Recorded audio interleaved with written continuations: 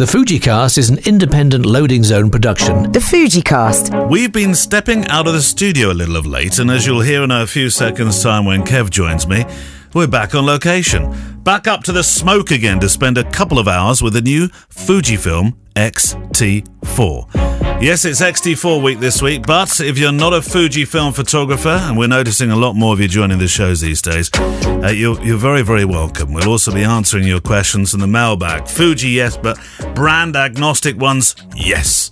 So we have a kind of a club sandwich episode today. A lot of things happening.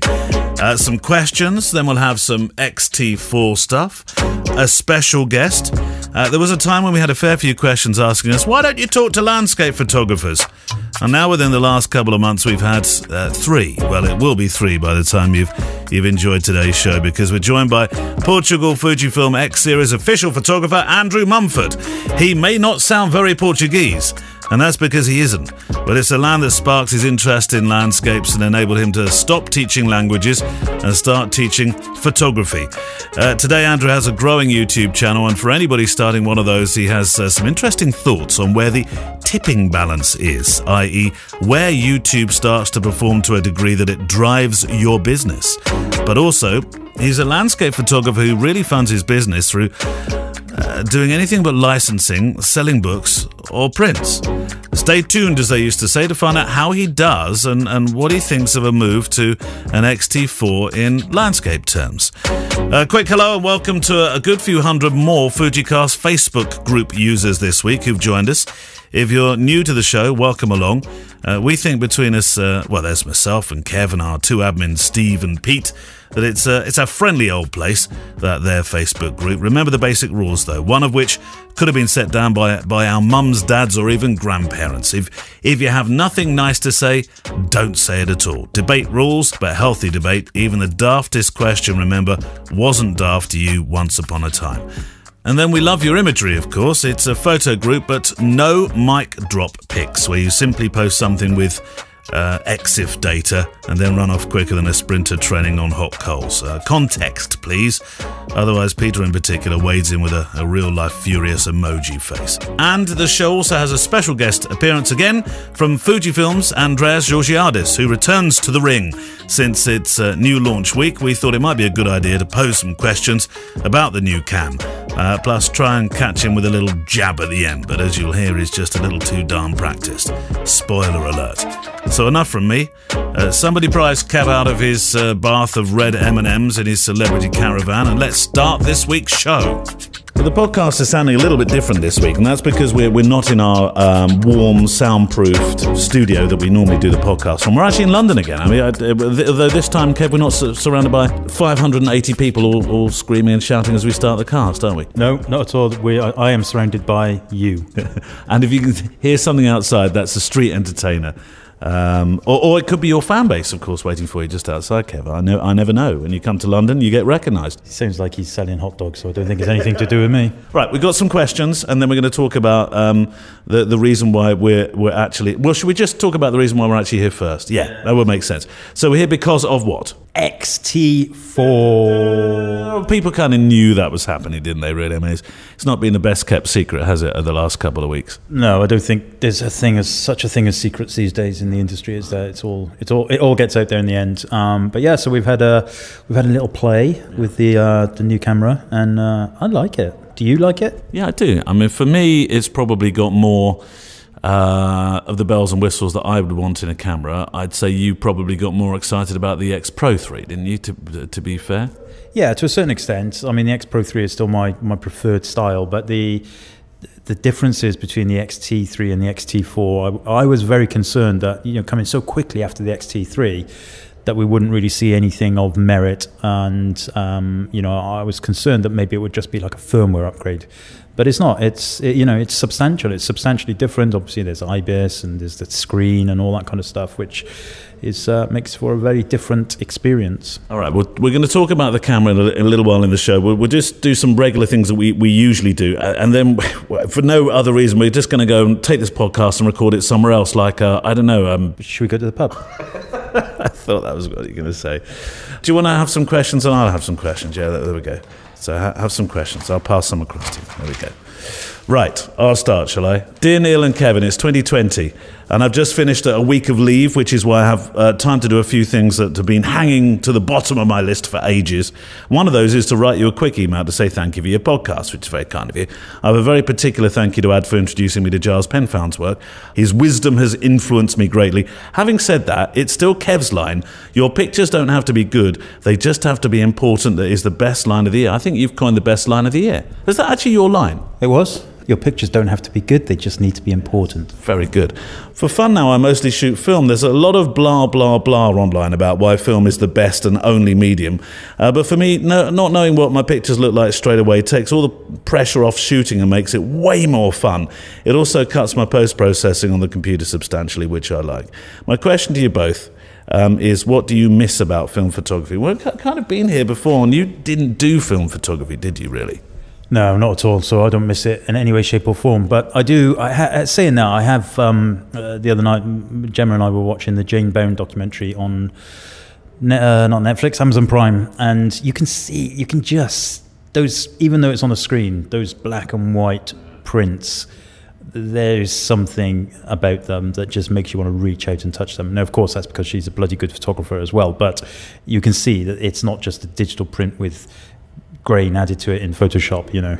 I think that's the difference. Did Jane Bown ever shoot digital? When did she pass on? She died in 2016, I think. So she would have. Yeah. She may have done, but I suspect she was well retired by then and probably didn't. But it's a really interesting documentary. But to answer your question, Chris, personally myself, Chris is in Australia.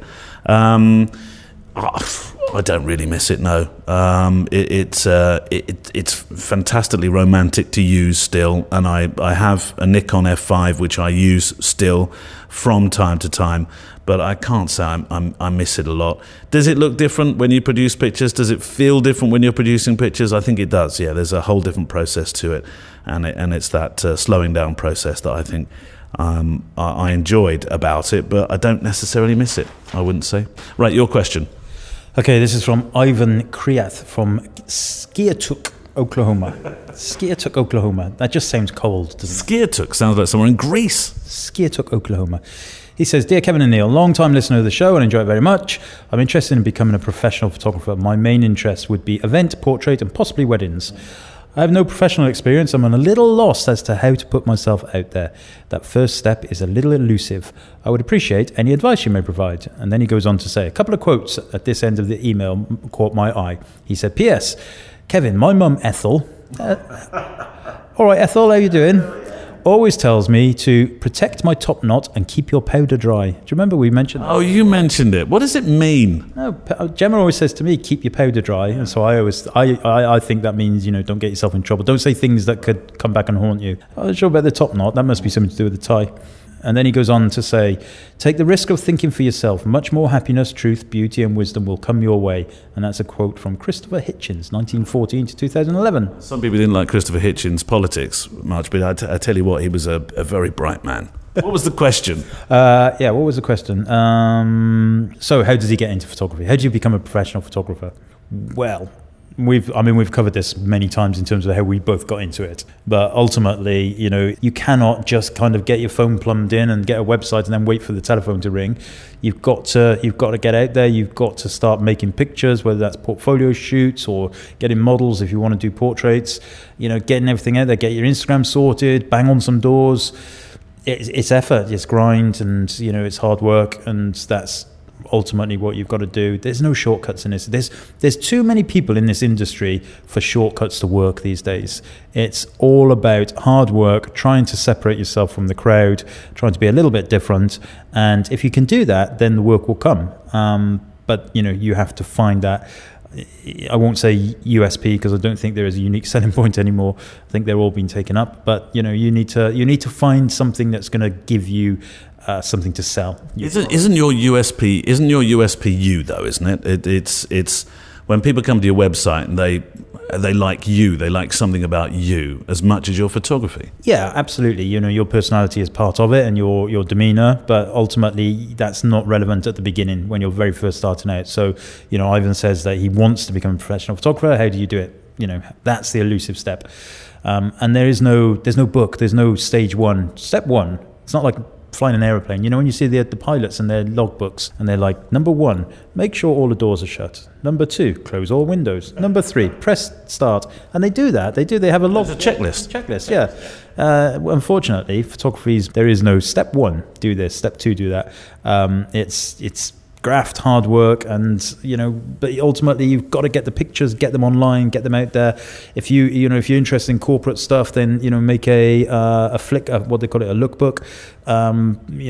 Get several of them printed, drop them through doorsteps, post them, go to people, stop them in the street, whatever you need to do. I still love, in terms of wedding photography, Joe Busink's story, which we've told before, where Joe, when he was, I think he was about 50, maybe a little bit older when he went into wedding photography, and he took some pictures that he'd made. Hadn't got much, had he, in terms of portfolio. He took some pictures that he'd made and doorstepped at one of the wedding agents in LA, didn't he? And just showed him picture after picture after picture until the guy relented and said, "Oh, come in, have a coffee." As much to sort of get over the embarrassment having to talk to this guy in his robes on the doorstep. Well, it's interesting. The very first wedding that I ever photographed, that was it was for a friend, and they knew I wasn't a professional photographer, but I had to get through the mum.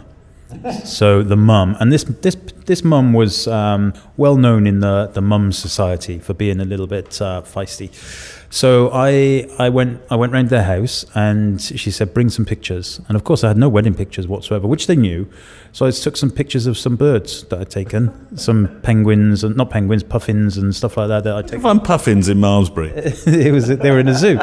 And I took some pictures of my friends and family that I'd snapped, and I put them all in a nice little book. I got the book printed, so the book looked nice. And I went there and basically said, your daughter can look like these puffins if you want. Nice depth of field to them. They were sharp, they were crisp, and I did the wedding. And they were great. They gave me a £50 tip at the end of the day because I didn't charge them. And that was it. That's how I got in there. I showed them pictures that weren't weddings, but said, I'm capable and confident of doing it. So your first pictures to your first portfolio for weddings was puffins. Yeah. Don't pick on the puffins. Brilliant. And I got those puffins were from Torquay Zoo, or Torbay, or somewhere that direction. Brixham, maybe. Chris Marshall, Neil and Kevin, love the show, blah, blah, blah. I may be mistaken, Neil, but did you mention on one of the podcasts that you used to shoot school photography? I'm looking to enter into this area of the business in 2020 and be interested to hear your lighting setup, size of backdrops, and any advice you could impart. Obviously, this question presents the risk of talking about the use of artificial light, so not one for Kev. Well, you are mistaken, because Kevin has recently gone back into shooting portrait work. We'll come back to schools in a minute, but we were out just a moment ago, and we walked past somebody just in Covent Garden, and they were photographing a model. And you said what he needs is a light, and he needs a GFX 100. Yeah, well, I mean, in fairness, that bloke was gorgeous, wasn't he? Model-looking bloke with his headphones on. I know what Kev said to me. Kev said, "I don't really have a model to use at the moment, and you're not much cop." Yeah, but that's not really what I meant. But but in fairness, it was like we were walking along Covent Garden, on the edge of Covent Garden there, and it was moody grey skies, as it always is in the UK. And the fellow, I don't know what camera he was using, big camera, but it just didn't look like there would be much in that picture. But he was probably I don't know, that's the look they were looking for, maybe. But it did make me think. I was like, oh, that picture could really pop. What you need is 102 megapixels, an Elinchrom flash box thing, one of those remote wireless things that go click, and then a cable or something. And yeah, I could see that picture. Okay, school photography. Now, I know you've never done it. Have you ever been tempted? No, not for a minute. Yeah, we did start our career with portrait work and a lot of school photography. And I have to say, actually, some of our best Decembers in business were when we shot school photography. November and December for us, we could take January, February, March off really easily. And that's not to sound boastful. That's just to really demonstrate, I suppose, just how powerful it is if you get in with a few schools. We did mainly preschools, Kev. boy, was that hard work, because you'd turn up, and if the first child started to cry, you thought, this sets the tone for the entire day. But we used very basic setup. So we had a white background, white backdrop, which we would pop 2 lights onto, and then a key light, just 1 key light in the foreground. Very simple softbox setup, not particularly big softboxes either. These rooms are usually quite light as well.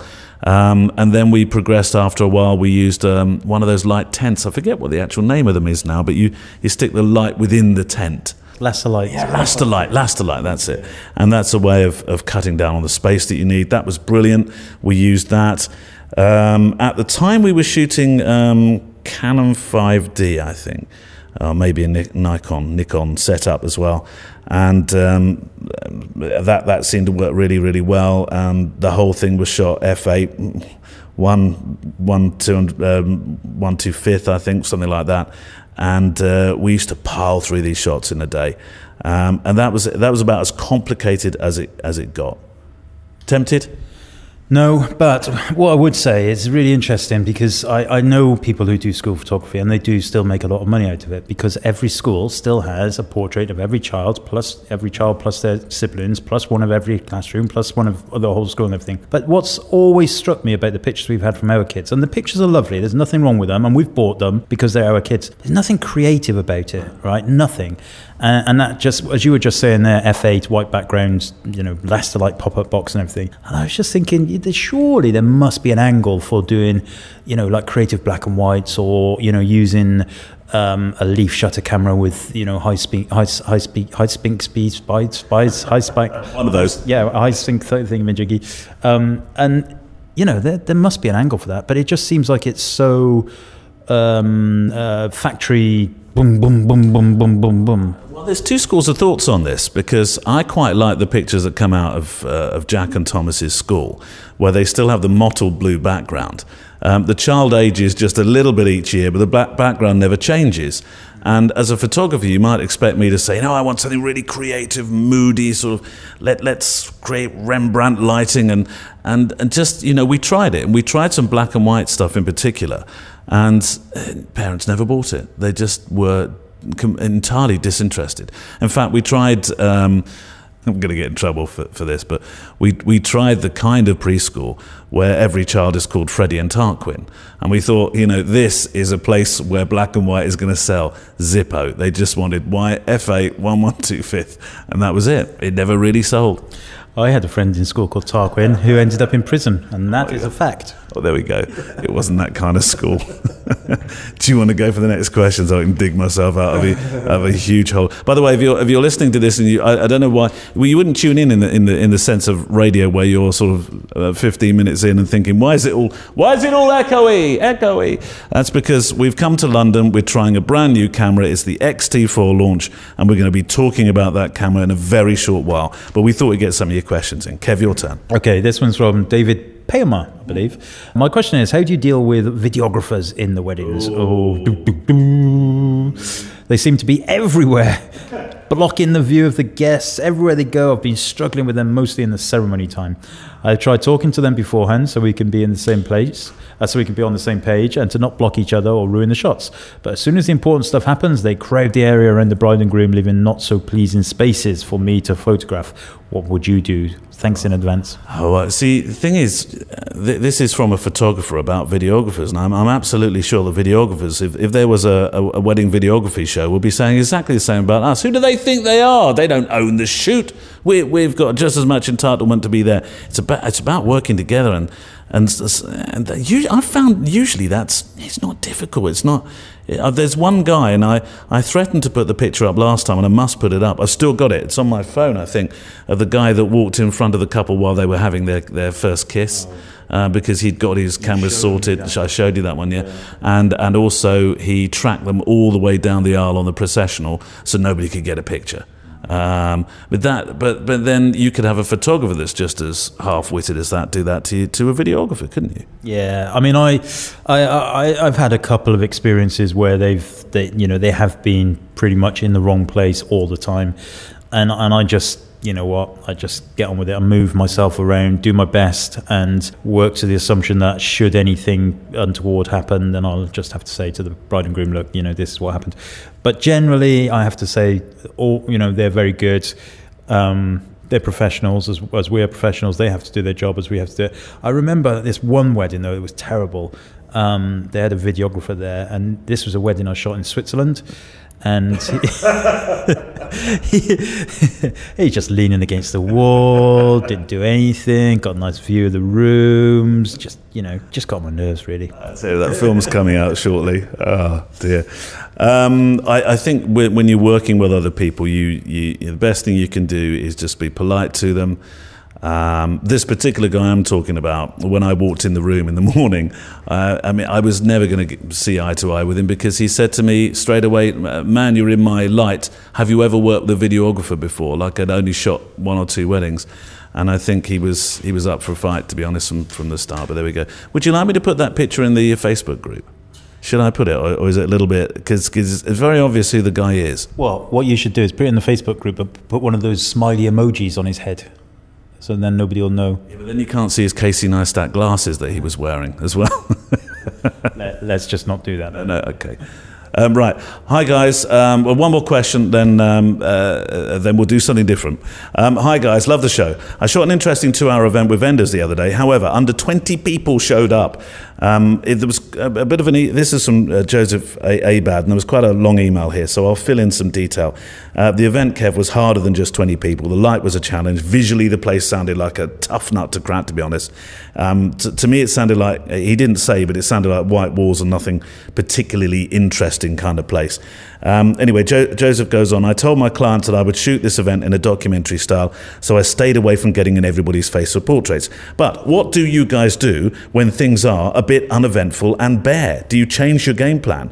What do you do for inspiration on site for situations like this? Many thanks from Connecticut in the States. Joseph, I think you have to set many stories, shoes and pictures and motion and maybe movement and hands, and I mean, it might be a bit cliche, but maybe something like colours, I don't know, or think, right, should we go now and spend 10-15 minutes concentrating on the work of the barman? What do you think? Yeah, I totally agree. You mustn't get lost in the thought that it's boring, because you know, a boring picture today could be a most powerful picture in the future, but it is challenged sometimes just to see past the mundane, if you like. And a great tip is to record the audio. We've mentioned this before as well. Get your phone out, record the audio of the ambient noise that's going on in the room, and then take yourself away, listen to that 5 minutes, and that will give you so much about what's going on in the room. You'll hear things suddenly that you're not seeing with your eyes, and you know, it could be kids in the corner, whatever, it doesn't matter. It could be the like Neil said, you know, it could be the food being cooked, or the waiters, or people crashing through the doors, you know, anything like that, and that will give you kind of collateral to start looking for things. But ultimately, it's about looking, right? Those people did not employ you to be a photographer, because anybody can be a photographer. They employed you because of their eyes, that you have your observation skills, and that's more important when you're a documentary photographer than anything else. So your observation is the most important thing. That's what they're interested in. So you know, you can only photograph what's happening in front of you. Of course you can, but you can give your own angle to it and tell a story and start thinking. You know, I've said again before, on the inside of my camera bag it says 5 W's, and that stands for who, why, what, where, and when. And if you're struggling to tell a story, you can tell a story of any environment with 5 pictures. You just need to answer who, why, what, where, and when. Then you can go home. Job done. Yeah, job done. Go home. Wedding in 5 pictures. So we'll get back to your question shortly. It's an X-T4 special today. So, well, look, here it is. Here it is. Can you see? Yeah. Click, click, click, click, click, click.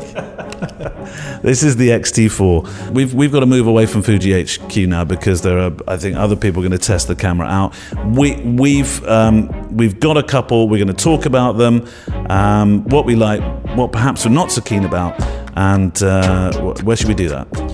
Let's go to the pub. Come on, let's go. We'll see you there. I'm tempted to find a 2 hours later a SpongeBob impersonator, but the show ran out of cash, funding Mullin's first-class Malmesbury to Paddington sleeper train ticket. So, suffice to say, armed with 2 brand new pre-production X-T4s and hiding them under our jumpers like we'd just nicked the crown jewels, we edged out to Fujifilm's House of Photography HQ to go spend some time shooting with them. A couple of hours didn't really give us enough time to record a YouTube spectacular, but it was more than enough time to form a little opinion. So, coming up on the show shortly, exactly how do you dump your day job for a change of career shooting landscapes and tutorials on YouTube? But first of all, an X-T4 touch and try deconstruction at the famous oily F-stop pub. Kev, this has to be probably London's quietest pub I've ever been in. Yeah, it's nice, isn't it? Very opulent. Opulent, yeah. Well, although we are right next to the loos. yeah, opulent but smelly. Right, okay. X-T4 it's launched. I think the camera isn't widely available until the spring, is it? I think, yeah, the spring. So it was announced on Wednesday, I think, was it, or Thursday last week. And we had a little play with it, not too long, but we had a touch and try, as they lovely call it in Fujifilm world. Touch and try. Yeah, and I was impressed with it, I have to say. I think it was, I said, earlier that it was something that I didn't want it to just be like a glorified firmware update. And it's not, it's pretty good. But I think we should split this into two, okay? How would you feel about the camera as a photographer, and how you would feel about the camera as a filmmaker, right? Let's start with photographic requirements. So I'm looking at you for an honest answer here. Will it replace your X Pro 3? No, it won't replace the X Pro 3 because it's the same sensor, same technology inside. So that's not changed at all? No. I'm led to believe that the X-T4 has the same sensor as the X-T3 and the X Pro 3. However, it's got much, and we saw that, and when we tried that camera this afternoon, we saw the new autofocus and face detection and everything like that. I thought was a lot better, although I don't really use face detection much. But yeah, I mean the internal elements of the camera with the IBIS, and for people that shoot at lower shutter speeds or in lower light, it's going to be great. So from a stills point of view, I have to say that if you it wouldn't be, if I had two X-T3s, for example, for stills, would I be upgrading to an X-T4? I might be thinking possibly, or maybe, give it a little bit of time. But for me, really, the camera is, it's that filming element of it is amazing. A lot better than the X-T3. And now it's a hybrid, really, I suppose. So in my mind is all over the place, because obviously we've had the X Pro 3, we've had the X100V, I've bought a GFX 100, I've yet to buy an X100V, and I've bought an X Pro 3, and now I'm thinking X-T4, and maybe the X-T4 could replace the X-T3, and then that would be good enough for both my YouTube stuff as well as the stills at weddings, which it will be. But then, do I need two of them? Do I not need two of them? It's kind of, we've had a bombardment of cameras recently, it's got to be said. The burst rate has gone up. It's 15 frames a second, isn't it? Yeah, so 15 frames per second. The mechanical shutter inside that camera now has been improved, and apparently the life of the shutter in the camera is like double what it was previously. I don't know what. 150 to 300,000. Yeah, thereabouts. I mean, I've definitely taken more than 150,000 shots on my previous cameras. I think that's what it's guaranteed for. So if you had an issue and you were 180,000 shutter actuations, I don't know how they tell it. I think we had this conversation actually with Andreas, but essentially you'd be in the clear. I think ultimately what they're saying is that the shutter is more durable. I think that's basically it. But yeah, 15 frames per second is pretty much insane. But one of the things that I really... And whisper quiet. And yeah, the shutter button it's not quite the same as the XH1, but it's, it doesn't have that real delicate tactile feel to it. The button itself is very similar to the X-T3, but the mechanism is very, very quiet. There's no, nobody could ever say any of the Fuji cameras are loud, but there's no kaplunk anymore, even on the mechanical shutter. It's very, very beautiful. Yeah, very beautiful. Now, a couple of buttons. Here comes a controversy for you. A couple of buttons have moved around, and it's no longer possible with the collar to find one particular feature you use all the time. Yeah, so along the collar underneath the one of the other dials used to be the photometry ring. So you could choose spot metering, matrix, etc., etc. And now that no longer exists because they've now got the very, very simple stills and movie collar, which is actually very good. I will miss that. You know, I do find myself with the XT range just twisting that collar and moving between the photometry very quickly. But on the same side, on the same thing, you know, I was saying to you when we were walking around with the camera, actually, on all my other cameras, I just have it assigned to a function button. So I'll just do the same. You know, it's just one of those things. AF button though has moved. Yeah, so the AF button has moved across the camera a little bit, and that's, I think they've listened to most people, because the previous position of the AFL button on the X-T3 was always a little bit awkward. You needed to bend your thumb. It was above the little knuckle protector. It was always a little bit awkward. So now the Q button is where that AFL button was, and AFL has gone completely, and it's now AF on, which makes more sense, and that's moved slightly across. Whether that's better or worse for me with my tiny little hobbit hands, I'm not sure, but I didn't get time to check whether that Q button is programmable and functionable, and whether it can be swapped. Maybe it can, but it's not a huge deal anyway. But yeah, just for all intents and purposes, it looks very similar to the X-T4. So, elephant in the room. Well, not so much an elephant in the room, but the I suppose the screen is something people talk about all the time. Now, on the X Pro 3, the screen was the one big point that people either loathed or embraced. We have a flippy out screen that goes in lots of different positions, but it ain't gonna please everyone, is it? No, it's not. Let's be honest about this. I would say that for 90% of people, they will be pleased, and 10% of people won't be. You can never please everybody all the time, I guess. So essentially, it's an articulating screen that can come around the side. You can twist it, you can rotate it, you can have it facing forward, so which is what we've all been craving for on the when we're filming our YouTube stuff. What you can't do is just articulate it down so it's just under the viewfinder like previously, and kind of pointing up at yourself. So for street photographers, that's going to be a bit of a bind, isn't it? Yeah, I mean, you know what, with the X-T3, when you had that flip screen down anyway, most of the screen was obscured by the eye cup anyway. So you know, it's 6 of one and half a dozen of the other, much like the flip screen on the X Pro 3. I think this is much less divisive. I think that by and large most people will actually love the new screen. I think that there will be a minority that still want it to be exactly the same as previously. But yeah, you know, it's good. Well, I had experience of the Canon 560, the 60, and that had the flippy out screen. I loved the way that thing articulated, and I'd always said if only Fujifilm could do that with this camera, and they have. Yeah, they have, pretty much. He's just turned up. Andreas has turned up. It's another special guest appearance. Check we're saying the right things. Yes, you are. Okay.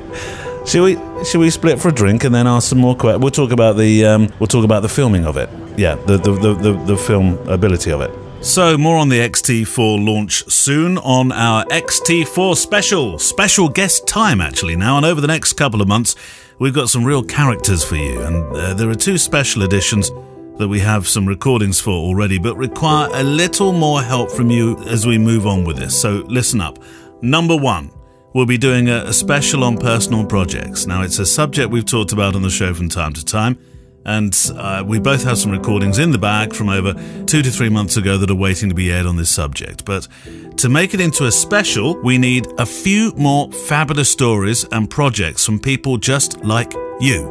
So if you're working on a personal project at the moment you think is a little different or has required some interesting steps to get going, please email the show at the usual address we use for all questions to, which is click@fujicast.co.uk. Second special, and this one is, or rather has, organically grown from emails received, comments left, and guests who've talked about their own mental health issues. Now, straight away, you know that neither I nor Kev are trained in this area, so this is not some kind of helpline episode in any way, shape or form. But we've heard a good few guests over the last year talk about how photography has either helped their travels through life or certainly shaped a form of recovery or acceptance. And so it's a difficult one for some. I appreciate that. And it may well be that you want to share stories without appearing on this special episode personally, by way of sending an email or something. And for that, you can contact us in confidence by reaching out to us personally through our own websites or through click@fujicast.co.uk. And if we can find some listeners who wouldn't mind sharing their stories via an interview, well, that's the very same address that we'd dearly love you to contact, so think about that. Back to this week. You said more landscape guests, please, Kevin Neal. We listened. Although, like buses, we've had quite a few arrive in short succession, but that's all good. This week, I'd like to introduce to you Andrew Mumford, who's carved a career in the last 5 to 6 years out of working with his first photographic love, landscapes. But, as you're about to hear, one of Portugal's official X-series photographers doesn't sell frames and books to make his living. He tours. Probably what most would describe as living the photographic dream. You've had a bit of wanderlust in your life, Andrew.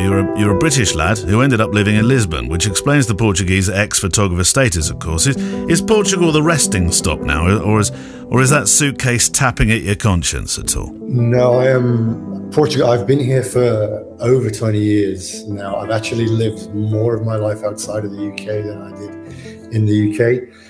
So yeah, I mean, I first arrived in Lisbon in '96, stayed a while, then went back to London, then came back again in '98 with the intention of staying here a year, and I've never left. You were a teacher, weren't you, prior to photography? So were you teaching in Portugal? Was that the reason you were there? That's how I ended up here. I was teaching English as a foreign language, and I did it in a couple of countries. I worked in Greece and briefly in Italy, and also I did that in London. But yeah, that's how I ended up coming to live in Portugal, was to teach English. So with regard to teaching, I mean, obviously that must help with your skills in the workshops that you organise now photographically. But where was that gap? How did it close? What brought you to photography from teaching? There wasn't ever really a connection. I always wanted to travel from being a kid. We used to do camping holidays and stuff like that in France and Switzerland. And I just loved I just loved traveling. I loved seeing new places. And that was always something inside of me. And at university, I ended up studying economics, which I had not really a lot of interest in. And all I wanted to do when I graduated was just find a way to travel. And I kind of fell into teaching that way because it was a way of traveling and working and living in a place. I didn't just want to kind of like bum around. So that's how I ended up in teaching. And I kind of just fell in love with photography on the side. It was just from going to places, I would still travel when I was here. I'd like go for, on a trip to New York or whatever. And I just loved taking pictures, but the pictures were always rubbish. And I remember when I was a kid and we used to use that, we'd have like the family Instamatic on holidays, and you'd have, you take the pictures in to be developed, and they'd come back and they'd always be the ones that my mum or dad would use the expression, "Oh, this one hasn't come out very well." So most of my digital photographs, and these were with, sort of like a 3 megapixel point and shoot 15 or 16 years ago, they didn't come out well. No. And I kind of got to thinking about what it was, about that, what made some photos work and other photos didn't. And I started reading up online, and then I just got really absorbed into it and bought a better camera, and then learned more, and then bought a better camera, and just got really into it as a hobby. And then because of where I lived in Portugal, the place that I most liked to photograph was the coast. I lived very close to the ocean. So I would go out and just practice photography, doing waterscapes, capturing the ocean near where I lived. And I just really fell in love with the process of it, with the being out, because it connected with things that I enjoyed doing, with things like hiking and stuff like that. So I was always doing trips and traveling with my wife and shooting around Portugal and building a portfolio. And that came over time. And as I got more and more into doing photography, what I could do in my job was step back. I sort of went part-time and then went down to doing a few hours and was doing both of the jobs side by side. Well, a landscape's a very special genre. I mean, I think it takes a special kind of photographer because, it calls upon patience, calm, measured approach, and and even more patience, and all that kind of thing. But I would assume it's probably one of the hardest genres from which to pay a mortgage. I think what I've learned with landscape photography is that to put it in very boring terms, in terms of earning a living, you're selling really an experience or a process rather than a product, because there's very little. It's very hard, unless you're an established photographer with a big name, someone like Art Wolf or Joe Cornish, to make any significant income from selling prints. And licensing now is a very low income area. So things like workshops and videos and things like that, and also YouTube is an incredible thing for providing an income. I think the social media and internet has kind of opened the whole world up, and it's made some avenues much harder, because the sheer volume of photography out now has pretty much destroyed licensing, or made licensing and prints it's much harder to make an income from that now, because there's such a high volume of incredibly good photography out there. So naturally the market's sort of saturated, if you like. Now, we spoke to Thomas Heaton a couple of weeks ago on the show, and I think he's been with his channel a little bit longer, I think, because your channel is building a healthy amount of subscribers now. 50,000 is a good amount of subscribers. I want to investigate this YouTube thing, because we seem to meet this more and more regularly on the show, actually, Andrew. Where is that magical figure of subscribers where you think, okay, well, I can turn this now into a business because it drives people that want to come on workshops or other avenues? Where is that point? I honestly don't know. I think it works differently for everyone. Thomas Heaton is I think anyone who does what I do owes an enormous debt to Thomas Heaton, because he was kind of the guy who opened the doors for landscape photography on YouTube. And what's the expression? The rising tide lifts all boats. Yes. And I think, because no one just watches one person on YouTube. So, he basically created a whole market for people. Now, there are different ways of using YouTube. And I think Thomas is someone who I think has a very natural ability to go out and shoot and produce videos. Mm. I find that takes an incredible amount of skill to be able to split almost your mind in half, to be working on photography, but also have the other side of your mind creating video at the same time. And I've always struggled with that. And I'm not particularly prolific with videos. I don't produce one a week or something like that. It's generally somewhere around the once a month mark. So the growth of my channel has been a lot slower because of that. But I found, in terms of being able to sell workshops, it started to happen, I would say, around the 15,000 mark. If you wanted to put a number on it in terms of subscribers, yeah. But it's when you can put a video out and the video is going to be seen by a few thousand people, that from that a few thousand that there's going to be hopefully a couple of people who are going to be interested enough to contact you and want to do a workshop. Right, cameras on the table. Yeah, you swapped out of. Do you pronounce it as Nikon in Portugal, or is it Nikon? I don't know. I really don't. So anyway, you swapped out of Nikon, tomato, whatever you call it. I say Nikon, and probably people will be annoyed by that. Okay, but why Fujifilm? So I had someone on a one-to-one workshop who had an X-T4, and she was shooting with it, and I thought it's a cute-looking camera, but I didn't really take it seriously. But I thought it was cute looking. But she sent me some of her images later on, and I was really quite impressed with them. And then we had some visitors, my wife and I, from the States, and this guy came along with an X100 and an X-T1, and because they would come over for dinner and stuff like that, and he brought the cameras. I started playing around with the X-T1 and just thought, this is really nice. And I started to look at reviews of it and became aware of what Fuji were doing, and was just sort of really impressed by the reviews that it had.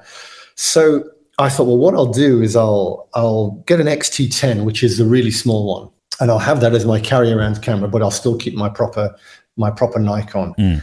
And that was the plan. And shortly after I started using the X-T10, Fuji in Portugal contacted me, and we sat down and had a talk, and they offered me, the use of an X-T1, and I was just about to go on a trip to Indonesia, and I was sitting there thinking, okay, this is an opportunity, to work with Fujifilm, which I was eager to explore, and I didn't want to be taking two different camera systems, a full-frame Nikon and Nikon, and a Fuji system. So I thought, okay, I'm going to try doing this trip with just the Fuji and see how it comes out.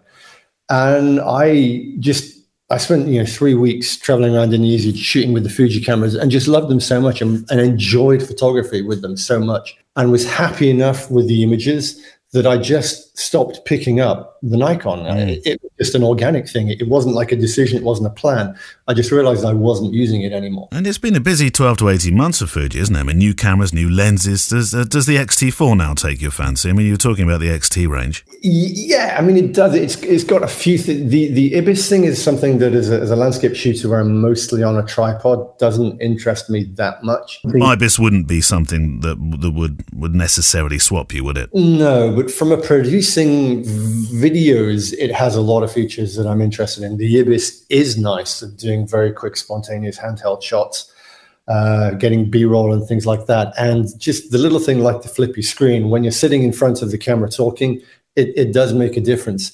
I'm probably going to get hold of it because it's, with the relationship that I have with Fuji, and one of the things that I do with YouTube is I review the cameras. So I'm probably going to get hold of it. But I'm really... Oh, this is a whole different avenue, but I'm quite curious to see where Fuji are going with this, because in the past they've always, with each new iteration of a number, the X-T1, the X-T2, X-T3, there's always been a step to the next generation of sensors and processor, but they haven't done that this time. They've kept the same processor. The same. Yeah. It does look interesting, and I think from a video perspective, it's a big jump. It's a very good video camera. This, I think, dovetails quite nicely because we've come from kit to talking about your trips that you do and the workshops that you do. In your biog, I read this. I'm going to quote, "I partner with Sustainable Travel International to ensure my workshops are as close to carbon neutral as possible by offsetting the carbon footprint and reducing the environmental impact." So, number one, really, Andy, how is that impact lessened? What do Sustainable Travel as an organisation do to help you? Well, what they do, it's basically just carbon offsetting, because we're flying a lot, obviously, on the workshops, and it's something that I think we all need to pay more attention to. And obviously, we have 6 people on the workshops who are coming often from the States or from Australia or New Zealand. So it was kind of nagging at me that in my life here, my wife and I, we try to live as sustainably as possible, but I was doing something that I thought was having quite a large impact. So I looked into ways in which we could reduce it, and was looking at things like carbon offsetting, and that's what the Sustainable Travel Organization does. So basically, I kind of sat down. They give you a questionnaire, so I sort of sat down and looked at a kind of average of what our carbon footprint was for different workshops. And each year we make a payment to offset that. Now, it's not ideal because carbon offsetting, it doesn't reduce your carbon footprint. What you're doing is balancing it by investing in projects that are in sustainable energy or things like that in developing countries. But you're still, at the end of the day, you're paying to pollute. It's not ideal, but it was one of the things that I thought we could do to try to make things just a little bit better with the workshops. I mentioned there was a part 1. There's a part 2 because I've been looking at this with Kevin about a planned workshop and photo trip bundle in Iceland. And I started to wonder whether photography tours are becoming an eco-problem or whether actually they're just another part of tourism, which is very good because you're introducing people to new places. Yeah, it's a dilemma that I think you have to deal with when you're doing something like this, because you're introducing people to new places, but you're also you're impacting the environment, and that's unavoidable. With places like Iceland, and I love Iceland, you can see the impact in the environment, and I think for me it's one of the reasons why I like to work with small groups and try to keep things as small as possible. And that way we can, when we're out, the impact that we're having in terms of the footprints and trampling plants and stuff like that, it's much easier to make sure that doesn't happen, that things aren't getting left behind. But I think, we're going to the Faroe Islands this year for the first workshop, and I was there last year. And I noticed there Faroe Islands is how I imagine Iceland was maybe 12 years ago, where they're just on the cusp of tourism really, really taking off there, and kind of trying to find a way of dealing with that, not just in terms of the environment, but in terms of how you impact the local people. Because what's happening in the Faroe Islands is that the tourist authority are pushing locations to visit and spots to go and shoot, which in many cases belong to farmers and stuff like that who haven't necessarily been consulted about having photographers turn up on their land. So the Faroe Islands is currently kind of dealing with that and finding ways of approaching that. I think, and I think as a photographer, and certainly when you're taking people to these areas, it's something that you need to be sensitive of. What are your most popular tours then? I mean, the Dolomites tours look amazing. The Dolomites is kind of is the most popular, and it's kind of it's the tour that we like the most. My partner lives in the area, and it's kind of how we got together was with a mutual love of the Dolomites. And it's where we do most, where we kind of do most of what we do. I love Iceland and Lofoten and places like that. But the Dolomites is a place I can go back to again and again and again and again and again and never get bored. There's something really special about the place. Just to mention Tom again, Thomas Heaton and his trip to the Himalayas. I mean, the Dolomites tours looks like you need to be. I know that Tom found the Himalayas particularly exhausting. I'm thinking you need to be reasonably fit to go on some of these workshops, don't you? Certainly, the Dolomites, you need a level of fitness. What Thomas is doing in the Himalayas was. He was also dealing with significant altitude. Yeah. And the Dolomites, you will feel it. We're at about 2,000 meters quite often. So you can feel a short, walking up a hill is going to pull on your breath more. But I've been not on a workshop, but when I was traveling with my wife, we went to Chile and Bolivia to the Altiplano, and we spent a lot of that trip at 4,500, 5,000 meters, which is seriously high. And we found that even after you go past a certain height, something like 3,000 meters, even the smallest gain of 100 or 200 meters makes things worse. And I fully sympathize with what was happening with Thomas, because when you get past a certain altitude, things that you take for granted and that you think you can do easily suddenly get really, really hard. But the Dolomites, you're never going to be affected by nausea or headaches. You just, as soon as you do anything that's going to elevate your heart rate a little bit, you just notice it's a little bit harder to catch your breath. It's very difficult to find an average client, I'm sure, but well, I'll ask anyway. The average person that comes to you to a workshop, going to the Faroe Islands or these amazing trips to Norway or Iceland or the Dolomites, what are they hoping to achieve, and what are you providing them with? It really depends, and I think it differs from workshop to workshop, because some places people very much have come, I think this is true maybe sometimes in Iceland, with particular locations in mind that they've always wanted to photograph. I think that's less true in somewhere like the Dolomites, where we tend to not, the spots are not as iconic, they're not as well known. But I think ultimately, and it's a really bland answer, is people want to improve their photography. And they want to do, but they also want to do it with an experience where they're shooting in an incredibly beautiful place, and in an environment which is very supportive, where they feel that they can make mistakes and where they feel that they can ask, and where they've got support to be able to. Because a lot of landscape photography is solving problems in the field. You can talk about compositional rules and exposure rules, but every single location that you visit is going to provide you with something different. You'll be trying to compose something, but there's often a compromise that you have to make, because shooting at a certain focal length is going to mean including a particular element in the landscape. But then when you remove that through shifting your camera, then the whole image unbalances and things like that. And these are things which is very specific. And it's problem solving in the field, how to compose a particular scene, and then it depends on what the light's doing. So I think people come because they want to learn how to do that, to be better at problem solving, to kind of gain the tools for their toolkit that they can use with their own photography. I think of, in particular, what you've just said, and I think of landscapes and an interest in landscapes, whether it's an occupation or a hobby, that once it's got its teeth into you, you probably couldn't see yourself doing anything else at all. I can't imagine there's another genre or skill that's calling you, is there? Not really. I mean, I enjoy a little bit of street photography when I travel.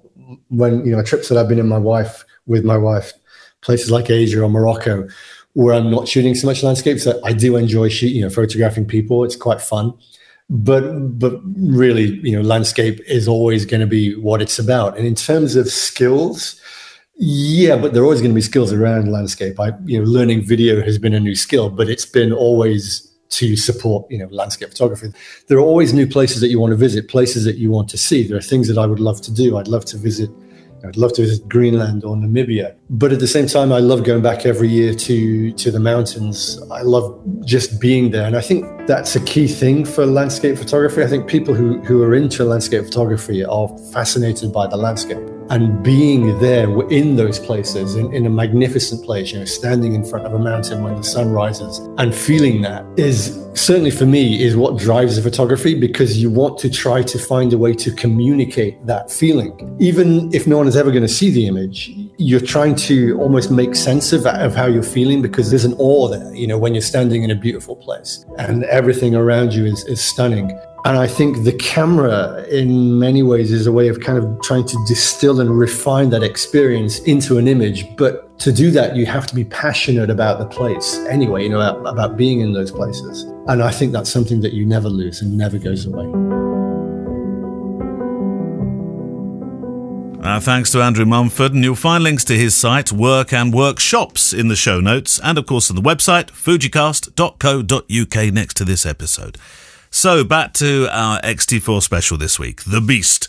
It's launched, it's here, and for those who like to employ use of the video button, this perhaps is the answer to your dreams. You can shoot super slow-mo at over 200 frames a second. There's a new, very filmic colour space, and of course, in-body image stabilisation. Second part of our post-touchy-feely time with the camera. We're still in the oily f-stop pub. Time to talk video. So then we've dealt with stills. Let's deal with the video side of the camera. For me, that's the most exciting part. For me, that's why I would buy an X-T4 and be prepared to let my X-T3s and my XH1 go. Although I'll probably keep one of those bodies as a backup. But it's impressive in terms of filming.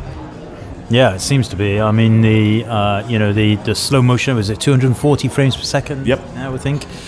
And also, it's like this neat little feature with the MP4 filming. So if you're a vlogger or Instagrammer or, influencer, and you want to just make a kind of much more lightweight clip, you can Wi-Fi that to your phone, and up it goes to the internet pretty quick. Well, that's important, because a lot of the time you take these films down, dump it down into Premiere or Final Cut or whatever you use, and then you've got to go through this process of taking that file size down and down and down until Instagram accept it. Now you're making it particularly for the medium. Yeah, and also the new film simulation, was it called, Bleach Bypass? That looked pretty interesting. But I also liked, from a filming point of view, I thought was pretty cool was the F-Log kind of assist, I suppose, if you like to call it that, where when you film with F-Log and it's pretty flat and it's you kind of look at the screen and you can't quite figure out whether the exposure's right, but then they have this nice little assist thing where it gives the film an image a bit of a pop, so you can see all of the highlights and shadows and stuff. That's pretty neat. Actually, one thing we didn't mention was there was another feature about working in low light. Now this will count for filming and stills, where you can now see more accurately what you're trying to compose within the screen in a dark arena. Yeah, and we tried that, didn't we? What did they call it? Boost priority. The boost priority has got several different levels now, and one of them being low light, which I think for us wedding photographers, you and I, that is, of course not everybody listening is a wedding photographer, is going to find that really interesting, because essentially you're saying to the camera, in boost mode, I want you to concentrate on elevating the scene a little bit, and it's almost like the old kind of focus assist beams that you used to get. So the camera's doing that, some kind of wizardry going on inside, brightening everything up, and it's got kind of -6 EV focus assist as it is anyway in the camera. So it's going to be pretty cool to see how that works out, how that pans out. One of the challenges that I have as a natural light shooter or available light shooter is in low light. It does get a little bit tricky. You know, and I've kind of learned to live with that in terms of the way that I handle the cameras and the metering approach that I take. But it'd be really interesting to see how that kicks in. Right, battery. Not everybody's going to be happy with this, because suddenly there's another battery to add to your collection. For all those people who have said, I'd like a battery that lasts longer, they should be happier. But of course they're going to say, I've got 12, 15 batteries and now I've got to buy new batteries. This battery lasts a lot longer. Seems to be. Of course, we haven't been able to try out the battery in its entirety, but yeah, it seems like the battery is going to last a lot longer. We did get to look at the grip a little bit as well, so you're going to be able to put 2 batteries in the grip, which means you're going to have 3 batteries loaded in the camera, and that's looking like you're good to go for, you know, a real long period of time. Charging, they've got the kind of USB-C charging going on, so you're going to be able to charge the whole lot in kind of 3 hours or so with the right adapter.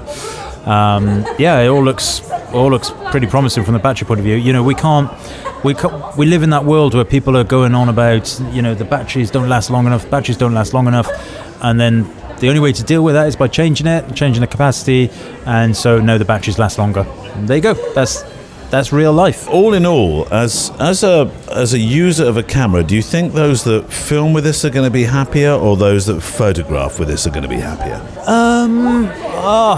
You know, it's hard to say because I do both. So I would say that, I mean, by and large, if you're a filmmaker or you're using APS-C sensors, cameras for making films, then the X-T4 is going to crush it for you, I guess.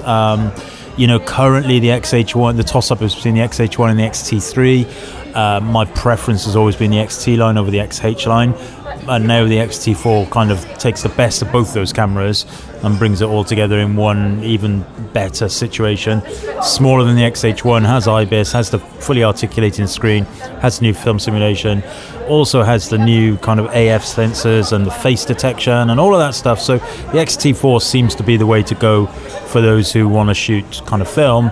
Stills, you know, it's going to come down to preference again on body choice, isn't it? You know, X-T3 is X Pro 3 is my preferred style of body. X-T4 does offer a lot of benefits over the X Pro 3 in terms of the functionality of the camera, but ergonomically and stylistically, you know, your mileage is going to vary. It's really down to a personal choice there. You've always said to me that you don't want a camera that suddenly feels like it's the same weight as a DSLR, and I think that was what was being said on social media, that suddenly Fuji were going to create a massive camera because it had IBIS in it.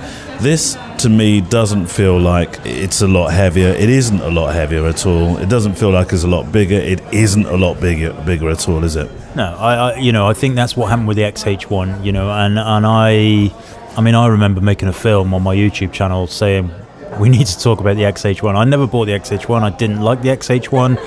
I thought it was too big. It went away from the ethos that I thought that had been inherent in the camera systems that I'd chosen to kind of invest in. But that's one camera, and that was my choice. It doesn't mean it was a bad camera. It was a very good. I mean, you use it very well. It doesn't mean it's a bad camera, but the XH system created this kind of problematic paradigm for Fujifilm in that they suddenly had a camera with IBIS, with this fast mechanism, great filming technique. Yet effectively people were saying, yeah, we want that, but we want it in a smaller body, in an XT body, which of course at the time was not possible. And they've gone away. They've pedalled fast and whipped the fairies harder, and they've got the IBIS in there. And a TripAdvisor rating, I think they come out of 5, don't they? TripAdvisor ratings. Come on then, TripAdvisor rating for an X-T4. Although to be fair, we between us have only had an hour and a half, 2 hours with it. Go on. What do you think? Well, you know, you've got to be looking at 4.5. You know, where does it lose the half for you? Well, I think that it's because, you know, in my little simplistic brain now, which is very small and very Welsh and very, you know, kind of grumpy, I'm now thinking I want all of that stuff in an X-T4 in an X Pro body without the flip screen and stuff. So, you know, that's my, it's that thing, isn't it? You know, that triangle of lust that you get with cameras. You always want a little bit of something that you can't get. I can't give it a 5 because everybody would just go, oh, you're an ambassador. So what about you? You have to give it a number. Yeah, well, see, for me, it's going to feature really high because I want a really good movie camera. and I think this is the first Fuji camera that does that for me. I seriously think it does. I haven't had enough time to play with the focus. That's still for me the jury out area is focus. I've played with Sony Focus and I really like it. Will Fuji do the same thing? I've not had enough time to play this time, but will it do the same thing? Well, when I was shooting with it this afternoon, it was noticeably quicker. So and I never really have any problems with it. Go for it. Do you think he wants to comment on the X-T4? Yeah, he's going to be famous. I never really have any issues with it, and you should come on one of my workshops and learn how to focus properly. I probably should. Yeah, I am a true manual focuser. I'm very faithful to the manual focusing when it comes to working with film and movies. Yeah, so you're talking about filming, like stills wise. I mean, this camera is shooting 15 frames per second. For the people who, as we say, spray and pray, of which I have no opinion or comment, everybody shoots differently, then they're going to love it. And also, don't lose sight of the fact that we are in Olympic year, so this camera is the fastest and quickest camera that Fujifilm have ever produced. It's going to be used at the Olympics. It's going to be aimed at people who want speed, want accuracy, and all of those various things are just going to kind of come at this time of the year, and I'm sure other camera manufacturers will be producing stuff as well. But ultimately that makes sense for Fujifilm to bring the X-T4 out now than it does, say, the X Pro 3 now. This is the time of the year that people are bringing these cameras out. We should have an affiliate link. No. We've done very well with our tip jar. People have been very kind. Thank you to everybody who's given us our tip jar, especially the one person who sent us 5 pence. Thank you for the 5 pence. Yeah, that's going to make a lot of difference. Some more of your non-X-T4 questions about photography coming up very, very soon, including some state of the business of photography stuff toward the end of the show. But just to wrap up our X-T4 business in the oily F-stop as we went on tour this week, back in the studio next week. We're in the oily F-stop, London's finest pub hangout for anyone photographically inclined. We were joined by Andreas Georgiadis, marketing manager at Fujifilm UK. And whilst Kev is celebrating another year of ex-photographer status, I'd like to reiterate that the touch and try with the new camera is not sponsored, and we sadly had to give the kit back at the end of the afternoon, but I was personally keen to understand a little bit more about the launch. So collared Andreas to learn about what's been a hectic period for the camera company. Andreas has returned. He left us alone really to discuss the camera, which is probably the appropriate thing. But how many more cameras can you release in the year? I think that if the team in Japan released more cameras, the marketing team here would actually resign. I think that we've had a very busy 6 months, probably the busiest 6 months I can ever remember in Fujifilm. We've had Pro 3 in the UK. We then had the launch of the House of Photography. We came back from that. We had the announcement of X-T200 and a few lenses. We helped organise the X Summit, and then X100V, and now X-T4, and then photography show in a week or two. So I think we're good. So with your marketing head on, what does the X-T4 bring that those that might have been waiting for an XH2 perhaps doesn't bring? Well, you know my feelings about talking about future non-existent products. I know that, so I felt a bit unfair asking it, but for me, the X-T4 ticks all the boxes that people, when the X-T3 was launched, said, oh, well, you've upgraded all the video features, but I needed X, Y, Z, i.e. a tilt screen, or the battery life isn't as good, or there's no image stabilization, and it just rounds everything off, and it just finishes off our lineup currently very nicely. So you've got X-T4 for professional video still shooters, on the move and what have you. You've got X-T3 because ultimately it uses the same sensor and processor for people who might not need the IBIS, might be landscape shooters, so it's only ever going to sit on a tripod, so you won't see any benefits there. And then you've got, for your purists, your X Pro 3s and your X100V and something a little bit smaller, the X-T30. And then for the blogger, vlogger, entry creator, someone just getting into things, you've got your X-A70 or X-T200. a very exciting lineup that we've got now, and the X-T4, I feel, rounds it off nicely. So I'm very interested in the filming capabilities of the X-T4, and of course Sony for a very long time now have been considered by those who shoot social, wedding, mainly weddings I suppose, as the place to have gone is Sony. Surely this has to be Fuji's opportunity to say, look, there's another player now. I mean, the thing is, I'm not going to diss Sony products because I used to work for them, so they are great bits of electronics, but for me they've always felt a little bit soulless. While on paper the specifications add up, they don't seem to be a well-rounded package, and while I appreciate firmware updates have been a little bit thin on the ground, I think that everyone can see now what our engineering team have been up to in terms of actually getting the products out there. So do I feel that this is really going to bash the door down hard on those A7 Mark III and users? Definitely. The autofocus performance, the mechanical shutter, how quiet the mechanical shutter is, the IBIS performance, 6.5 stops. It is the total package and the complete solution for anyone shooting stills or video for me. I'm going to ask you to dig deep into your honesty pocket here. In the last week you've had journalists look at the camera, you've had these touch and feel days. How has the reaction been from the photographic community and journalist wise? So the feedback's been really, really positive from everyone, and it's quite interesting to see people who normally are so critical of your products actually are a bit flummoxed and a bit stumped as to what they can complain about. Why? Primarily because as a society, as a culture, we always prefer to moan than to praise, and naturally everyone always goes to a conclusion of a review and sees, right, what did everyone hate about it and things like that. But with the X-T4, after the hands-on sessions we've had with journalists, they've gone, yep, hit it out of the park, you're onto a winner. And obviously they haven't tested it to within an inch of its life or anything like that, but all the feedback we've had has been really, really positive. The customers obviously love the product as well, and we've given the features that they've been asking for, like the IBIS unit, like the silent shutter that they mechanical shutter that they had on X1, like the bigger battery, things like that. Can we please everyone all the time? No, but it'd be boring if we did. So when's the XH2 out? Do you like the silence, Kev? Total silence, yeah. Yeah, total silence. And I don't blame him either. That was a horrible question.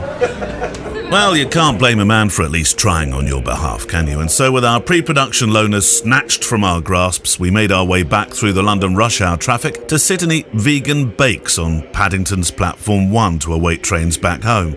Just about 10 minutes of free time to delve into the digital mailbag one final time for the week. Kev, how on earth did you do this every day of your life for how many years? Oh, thousands and thousands of years. No, about 4 or 5 years. Yeah, every day, Paddington Station. Your train has been cancelled. Let's move on. Let's get some questions. Last part of the show. This week's been a bit different to usual, of course, because we've not been in the studio, but we've been able to talk about the launch of the Fujifilm X-T4. Right, friend of the show, Brad Wakefield. Hey, speaking to a friend of mine today who shoots Premiership football, he mentioned that some of the photographers he works with that are shooting Sony are suffering from headaches. They think it's down to straining whilst looking at a mirrorless viewfinder. After all, it's just a screen. I, for one, sometimes do miss the optical viewfinder. Do you think this is an issue moving forwards? Will we all spend a lot of time looking at our screens, and will a mirrorless viewfinder make this experience any different? Well, it's an interesting one, because actually, I'm going to concur with Brad here that when I used the X Pro 2, I found my eyes were really strained. Yeah, I distinctly remember shooting one wedding with the X-T1 where I got dizzy. You know, I was looking in the viewfinder and I actually felt dizzy, and I just put it down to the electronic viewfinder. But I think generally over time, as the refresh rate's got faster, it's gone away as a problem. But yeah, I mean, some people may react to it more than others. I don't ever have headaches from it. I don't feel dizzy any longer. It only happened a couple of times. But perhaps some people it could happen to. But you use the X Pro 3 and the X-T3, so those EVFs are much larger. The X Pro 2, that EVF was a bit titchy, wasn't it? Yeah, I mean the EVF is not as big for sure, but I think it's more about the refresh rate of the frames inside the EVF rather than the size of it. That's what I would suggest is probably causing them issues, if anything. Have you got a question there? Okay, this is from Edward Hubbard, and Edward says, I'm an X-T3 owner for all of 13 days and now through 22 episodes of the back catalogue of the show. Thank you, Edward. I have the XF16-80 f4, which I think is brilliant, but would like a second, smaller lens with a lower aperture for more candid work and once in a while some shallower depth of field. I'm relatively positive that the 27mm lens has not been mentioned once on the show. Neil. If so, what gives? It seems I would have a lot to commend it, including a small size and lowish aperture. As someone trying to decide between 23 and 35mm, am I missing something by trying to split the difference? Too much of a compromise, or is it an answer to a question that no one is asking? Thanks, love the show. Yada yada yada yada yada yada yada. Well, I think we have talked about that lens. I think we talked about. I'm sure we have. Last week, just this week, I sold my 27mm lens. I never use it ever. It's gone. Went to MVP, went to the great camera company in the sky. Never use it. I used to use it a bit, but I think it is a very small lens. No, I tell you who I thought was using it, but he wasn't. He was using the 18mm. Was Facundo Santana. Yeah, he's using the 18mm. 27mm is very different. So 27mm, yeah, very small. Doesn't have an aperture ring, which I hated. I like to change the aperture. Yeah. So I kept it for a good few years, and now it's gone. Gone. I would definitely go for the 23 or the 35. Yeah, there's your answer. This one's from, oh look, this is rather relevant. Paul in, guess where? Swindon. I apologise, by the way, Paul, for our joshing when we mentioned Swindon and weddings in Swindon in particular. Neil, you recently mentioned that you shoot 25 frames a second, aim to keep the shutter speed at 1/50th. As being a direct multiple, I get that logic. My cameras, though, have 1/60th when set manually. Is that close enough, or should I then be capturing 30 frames a second instead of the nearest direct multiple of 1/60th? It's an interesting question, isn't it? Because if you haven't got that, then there's nothing you can do about it, is there, really? And what cameras are you using? I don't know, he doesn't say, but clearly I don't think they're Fujifilm cameras, are they? Well, if it's a Fujifilm camera, you can adjust the dial on the top or the shutter speed. It will only go to 1/60th. Oh, maybe that's why it's getting it wrong, because you can use the back dial, can't you? Rear command dial to change it to 50, and that's it. Yep. If there's nothing you can do about it. I mean, 1/50th helps me for the frequency of light and anti-flicker, but if there's nothing you can do about it, then change your camera system. Do you use auto cue or memorize printed script when recording your videos, guys? As your delivery always seems to flow naturally and doesn't sound like you're reading to the listener. What do you use when you're doing your YouTube? I actually use a thing called a Parrot teleprompter, which is absolutely such a pain in the royal backside. You would not believe it. It falls over all the time. It's just atrocious. But it kind of works, and I've got it, and I've paid for it, and I don't want to pay for anything else. So yeah, I use it. So auto cue for you is the way for...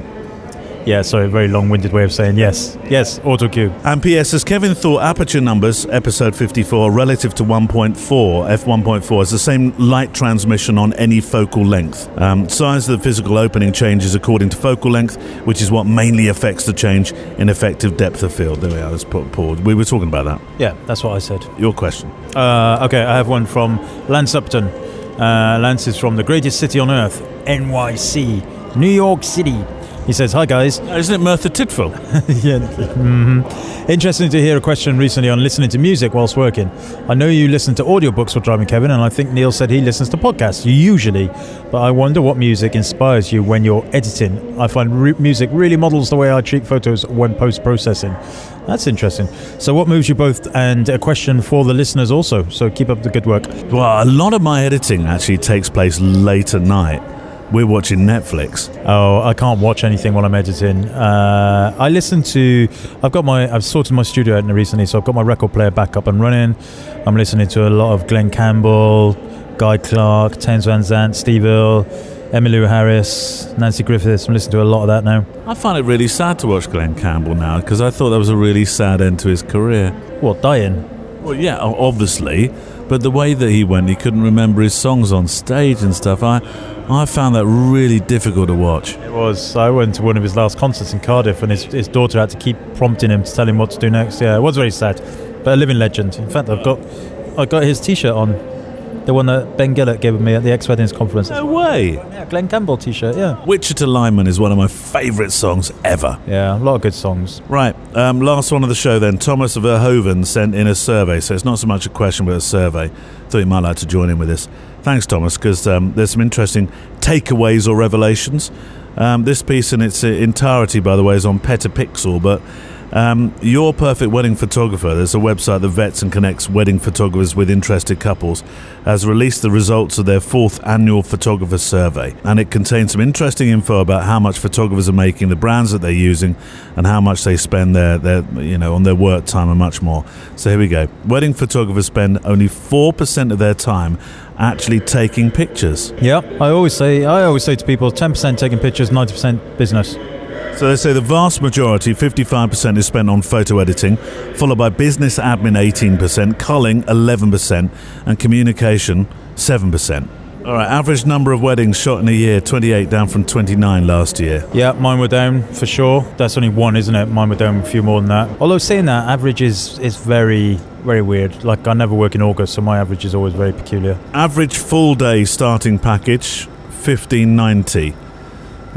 So has that gone down at all? I don't know. It's very difficult because you're asking a percentage of photographers. Probably the perfect wedding photographer does not necessarily attract the higher end of photographer, does it? No, I wouldn't have said so. And I always think these kind of, at the end of the day, the only people who are gaining anything from these questionnaires are Your Perfect Wedding Photographer website, is driving a lot of traffic to its website. If your bookings are down, your bookings are down. If your bookings are up, your bookings are up. Here's an interesting one. Only 59% of photographers surveyed list their prices on their website. How important is it to list your prices on your website? Honestly, again, it's whatever works for you. If you don't list your prices on your website, and you get 100 bookings, you carry on, don't list it. If you're not, and you fancy changing it, do it. It's like, I hate all this stuff. 59% of photographers don't list their prices on their website. What does that mean? It means nothing. It means that 41, what's 59? It's the other way around. 59% actually do put their prices. So 59, but that means that 41, hang on, is that right? 59 plus 41, is that 100? Do or don't or whatever it is. And does that make our lives any different? No, not really. And then there is one final one. Yanis Mestrait, who's based in Turkey. We're seriously thinking of Turkey for a holiday this year. Or we're coming over to Spain with you guys, I think. Hi, Mr. James and Mr. Mullin. You've been downgraded. You've got no S there. You talked about the new X-T4 or whatever number it will become on your London one-year birthday show. I'm a video shooter, waiting to see if the focus has been improved in any of the new cameras. I'm hoping this will be the case, as many of my friends talk about the dual pixel on the Canon or the Sony focus systems. Well, today's been a show about X-T4, and we think together that the focus system is good. Yeah, I'd say it's much better. I know about dual pixel. I don't really know what that means, but I don't remember seeing that on any of the specs. So yeah, it's definitely quicker. Definitely quicker. There's an answer for you. Right, that's it. This week's been a bit of a different show. We're back in the studio for next week, but we were invited up to go and hold the X-T4 in our hands and see what we thought of it. Hopefully we've answered a few of your questions that you may have in your mind about it, and we will see you on the show, the sort of normal show, next week. Bye-bye. Our thanks to Andrew Mumford and Andrea Georgiadis for guesting on the show this week. Links to Andrew's work in particular on the show notes page, and of course links to our individual personal pages at fujicast.co.uk/theboys. Main theme as ever from Blue Wednesday, with additional soundtrack from the incredible artlist.io. If you want to contact the show with your questions, Fujifilm or non-Fujifilm style, feedback or life stories because your experiences help others, or to join in with the two specials on personal projects and mental health, then the address you need to use is click@fujicast.co.uk, click@fujicast.co.uk, and we'll meet up with you in the Fujicast Facebook group for anything you want to discuss on this week's show as usual. Alex, as ever, over to you for the final words. The Fujicast is an independent loading zone production. Email the show with your questions and words of wisdom to click@fujicast.co.uk. Email any complaints and political nonsense to our wives, who will deal with your comments in their own good time and in their own good way.